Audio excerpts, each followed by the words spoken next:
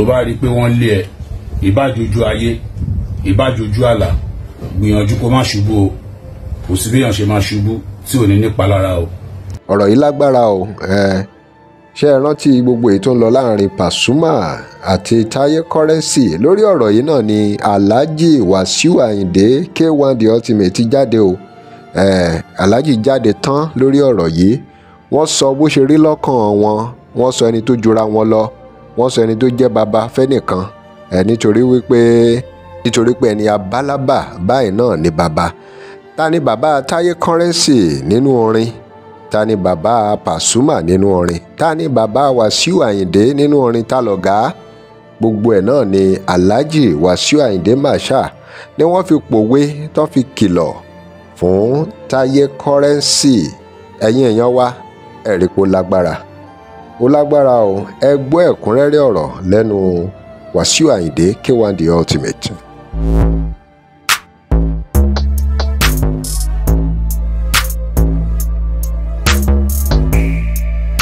Welcome to CrossBlog X TV. Remember to like, share, and follow us.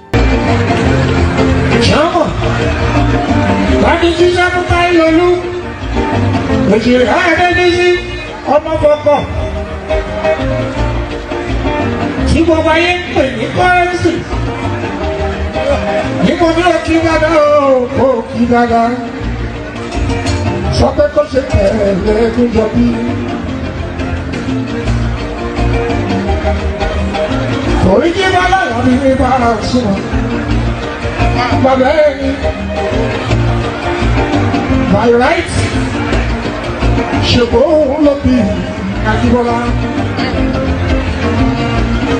Àwọn ṣẹ̀fì wà láwọ̀ bàbá ẹni. ọ̀rọ̀ rẹ̀ ò láàrin Pasuma àti Taye Currency Wasiu náà ti dá sí. Kì í ṣe kírísítà àpàdà lágbàjẹ́. Bàbá ìdè ni ọbí ni ó rà bí ọ̀tọ̀ ni. Adé ìtàbárí síta ọmọ ẹ.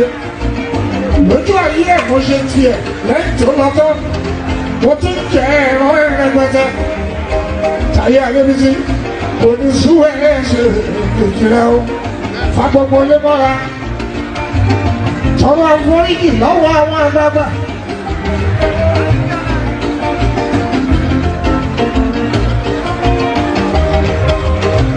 ọ̀rọ̀ rẹ̀ òun lẹ ti gbọ́ yẹn o lẹ́nu Wasiu Ayinde Marshal òun lẹ ti gbọ́ bí wọ́n ṣe yànnà náà bọ́rọ̀ ṣe yẹ kó rí pé ẹni abábálábà báyìí náà ní bàbá wọ́n ti fọ̀rọ̀ ránṣẹ́ sí Taye Currency wọ́n ti jẹ́ kó yé o kó gbà fọ́gàá lóòótọ́ wípé èèyàn lè nílé tó pọ̀ jọ̀gá ẹ̀ lọ ṣùgbọ́n wọ́n ní kò sí bí èèyàn ṣe máa láṣọ títí kò lè lákìísà tó àgbàlagbà ẹ̀yin èèyàn wa kí lè ro yín àmọ́ tí ẹ bá wẹ́ má gbàgbé o pé nínú àwọn fọ́nrán kan Taye Currency náà ti jáde láti bẹ̀bẹ̀ pé ẹ̀yin èèyàn pé òun gbà fọ́gá òun o òun gbà fọ́gá òun kò sí ń sọ̀rọ̀ pé bóyá òun bà ọ̀gá kan jẹ́ àbí òun bà Pasuma jẹ́ ó ní òun àti Pasuma àwọn jìjọ wà ní.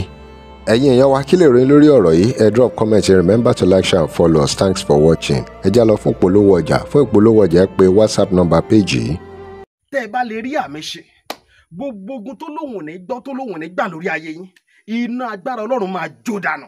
kí lè nǹkan tẹ̀ ń là kọjá tó dàbí pé ẹ ti wá ọ̀nà àbáyọ ṣùgbọ́n tí ẹ ti rí ọ̀nà àbáyọ ẹ ti pàdé wòlíì yín ló fà ṣùgbọ́n arán mi sí ọ lónìí dádì arán mi sí ọ lónìí mọ́mì Olúwa lòun fẹ́ ṣe nǹkan ńlá nínú ayé yín.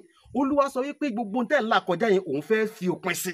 Kí nìkan tẹ́ ń là kọjá lórí ìgbéyàwó ni lórí ọmọ ni lórí iṣẹ́ ni níbi gbogbo ni bóyá ogun kan ló dàbí pé ogun yẹn le ẹ ti gbìyànjú kò tíì sí ọ̀nà àbáyọ ẹ jẹ́ àjọ gbàdúrà ẹ jẹ́ àjọ wọ ojú Olúwa kí làṣírí ogun yẹn gangan ẹ jẹ́ àjọ wádìí lọ́wọ́ Ọlọ́run ká dẹ̀ mọ ọ̀nà àbáyọ ẹ̀rọ ìbánisọ̀rọ̀ tẹ́ fi pè mí fún àdúrà àti ọ̀nà àbáyọ òun náà ni +234 70 25 47 5427 +234 70 25 47 5427. bẹ́ẹ̀ ṣe ń pè mí fún àdúrà lórúkọ Jésù ẹ máa rí ìyanu